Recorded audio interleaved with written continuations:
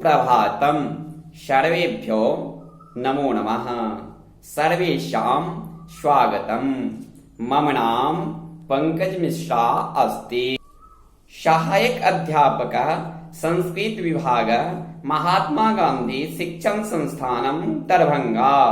अद्य अहं भवतां समक्षे कक्षा षष्ठा विषय संस्कृत व्याकरणं प्रकरणं संधि इति विषयं धीकृत्य पाठयितुम् उपस्थितोऽस्मि।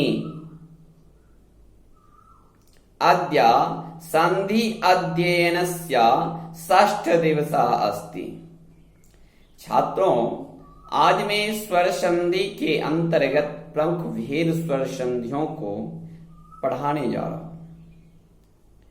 तो सबसे पहले सदैव ध्यान रखना है क्या, जो स्वर संधि के अंतर्गत 8 संधि आते हैं। स्वर संधि के अंतर्गत 8 संधि आते हैं, जिसमें एक दीर्घ संधि भी है, एक दीर्घ संधि भी है। वो दीर्घ संधि करने वाला एक सूत्र है अकः सवर्णे दीर्घा। यानी इस सूत्र का कहने का अर्थ है, जो अक एक प्रत्याहार है जिसमें 5 वर्ण आते हैं अ ई उ री ली।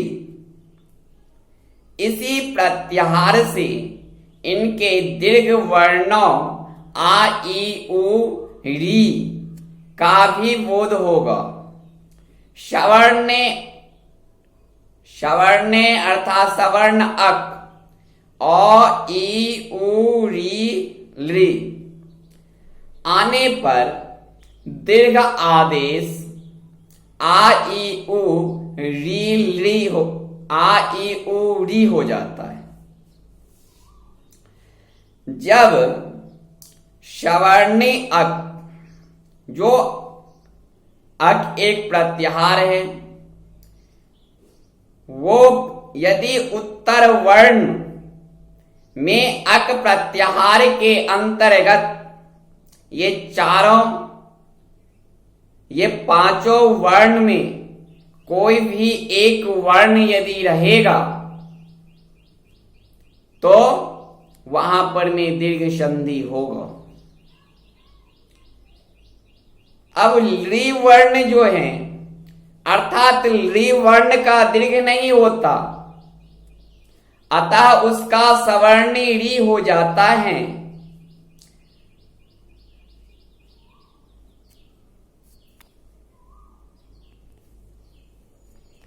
अब जैसे पूर्व वर्ण के लास्ट में अ और आ है, किसी वर्ण के साथ आया है, और सवर्णी यानी पर वर्ण, जिसको हम उत्तर वर्ण बोलते हैं, उसमें भी यदि अ आ रहेगा तो उसका जो समस्त पद रहेगा उसको दीर्घ संधि आ ही होगा।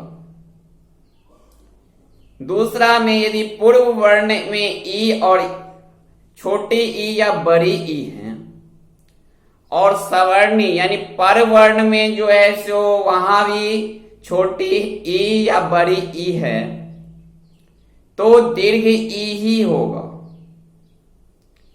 यदि पूर्व वर्ण में हर्ष उ और दीर्घ उ है, और सवर्णी यानी पर वर्ण में भी हर्ष वर्ण या हर्ष उ या दीर्घ उ है, तो परस्पर दोनों में दीर्घ ही संधि होगा उ। जब पूर्व वर्ण में री और दीर्घ री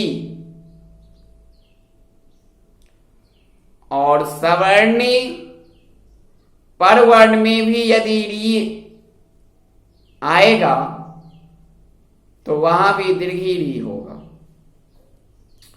तो दीर्घ संधि के केवल 5 वर्णों अ ई उ री ली में ही संधि कार्य होगा। ह्रस्व और दीर्घ स्वरों का मिलना 4 प्रकार से हो सकता है, जैसे अ प्लस अ बराबर आ, जैसे अद्यापि, अद्या प्लस अपि। चूंकि अद्या में जो अ है और अपि में जो अ है, ये दोनों परस्पर मिलकर के दीर्घ हो गया आ। तो कैसा परिस्थिति बना? अद्यापि। दूसरा में है विद्यालय। अब चूंकि विद्या में विद्यमान आ है और आलय में विद्यमान आ है, जब दोनों आ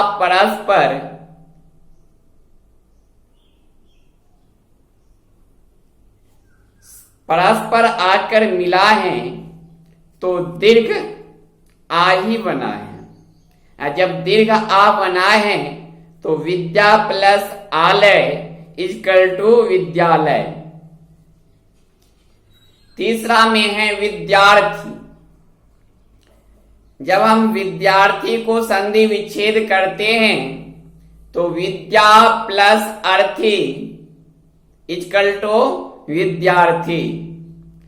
अब चूंकि हम देखते हैं कि विद्या में विद्यमान आ है, चूंकि विद्या शब्द जो है वो पूर्ण वर्ण है और अर्थी शब्द जो है वो सवर्णी परवर्ण है। तो चूंकि विद्या में भी विद्यमान आ है और अर्थी में भी अ है, तो जब आ और अ दोनों एकत्रित होता है तो वहां पर दीर्घ होता है। जब दीर्घ होगा तो विद्यार्थी शब्द बनेगा। तो इसी प्रकार ई उ री ली में भी 4 प्रकार से दीर्घ संधि हो सकती है।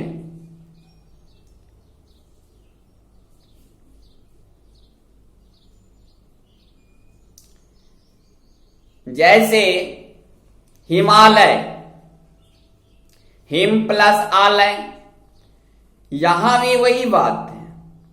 चूंकि हिम में विद्यमान अ है और आलय में आ है, जब अ आ के साथ सन्निकट आकर के परस्पर मिलता है तो दीर्घ आ होता है। और जब दीर्घ आ होगा तो हिमालय बनेगा, और जब हिमालय बनेगा तो वो दीर्घ संधि कहलाएगा। चूंकि मैंने उपर्युक्त उदाहरण में हिम के मौ में विद्यमान और आलय के शब्द में आ से मिलकर दीर्घ आ हो गया है। चूंकि पुस्तकालय, जब हम पुस्तकालय को संधि विच्छेद करते हैं तो पुस्तक प्लस आलय। अब पुस्तक शब्द में विद्यमान अ है और आलय शब्द जो सवर्णी परवर्ण है, उस आलय में आ जो है सो विद्यमान है। तो पुस्तक में जो विद्यमान अ और आलय में जो आ, ये दोनों परस्पर मिलकर दीर्घ होता है तो दीर्घ आ बनता है। और जब दीर्घ आ बनता है तो पुस्तकालय शब्द निर्माण होता है। और जब पुस्तकालय शब्द हम बोलते हैं तो पता चलता है जो इसमें दीर्घ संधि ही हुआ है।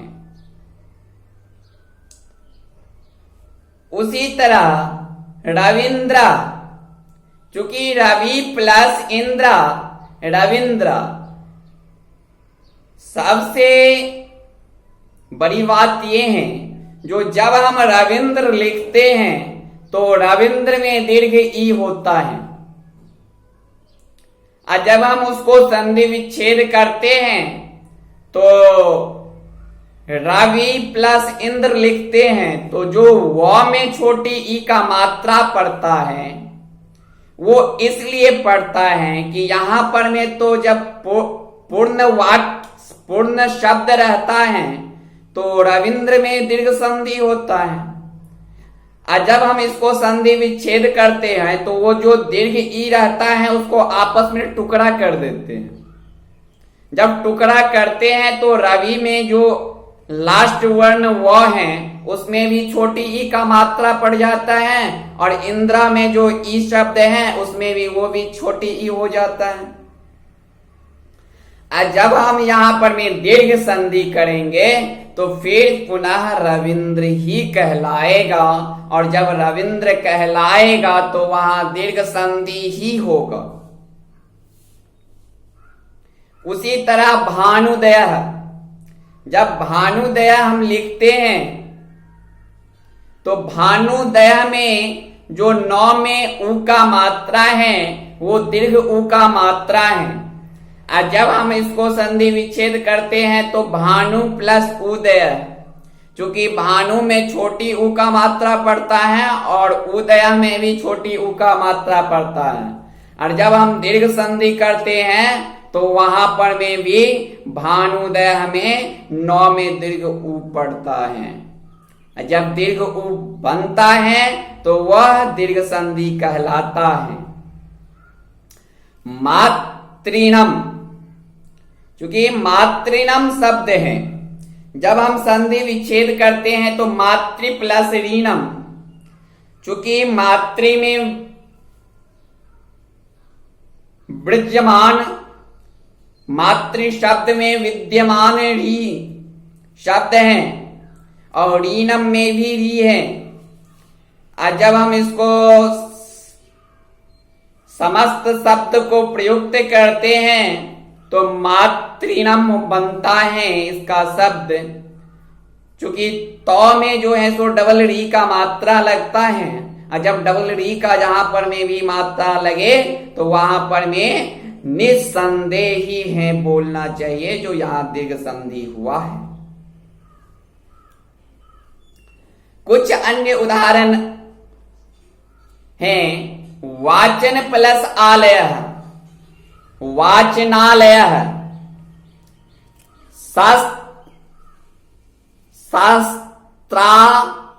शास्त्रागारः, शास्त्र प्लस आग्रह इक्वल टू शस्त्राग्रह। देवालय, देव प्लस आलय देवालय। विद्यालय, विद्या प्लस आलय विद्यालय। कपीसा, कपि प्लस ईसा कपीसा।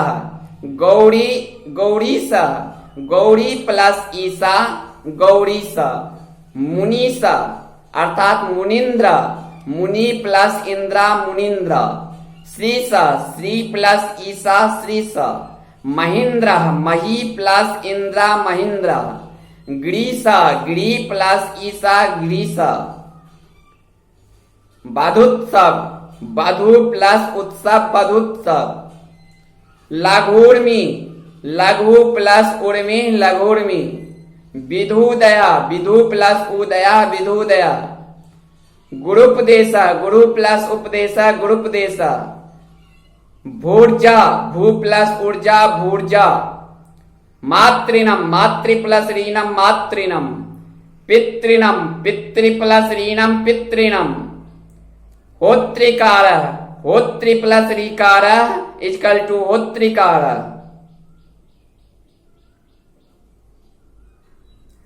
तो छात्रों, मैं आशा करता हूं कि आप लोग दीर्घ संधि के बारे में पूर्णतः समझ जाएंगे। नेक्स्ट क्लास में मैं गुण संधि पढ़ाऊंगा। आज का क्लास मैं यही समापन करता हूं। धन्यवाद। जयतु संस्कृतम जयतु भारतम।